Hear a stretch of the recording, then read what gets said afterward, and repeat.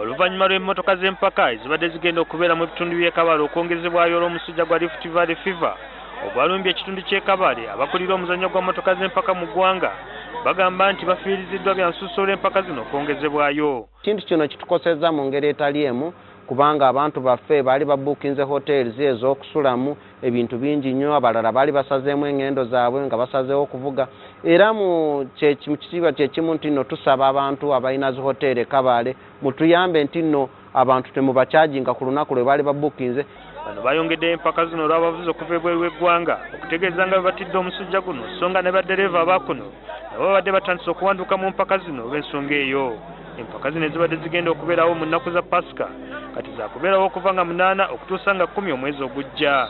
Naye mujjukira nti nno ku luno era twali tutaddeyo ne pikipiki z'empaka kuyisa ebusiika zijja kubeerayo. Wadde tetusobodde kuba Kabale abantu abandisaanye okusanyuka naffe kuzisita tubaga nti nno mujje mubeere naffe ebusiika. Naye mujjukire obusiika pikipiki zokka, tetuyinaayo motoka za mpaka, tetuyinaayo motoka za mpaka, busiika zigenda kuba pikipiki zokka.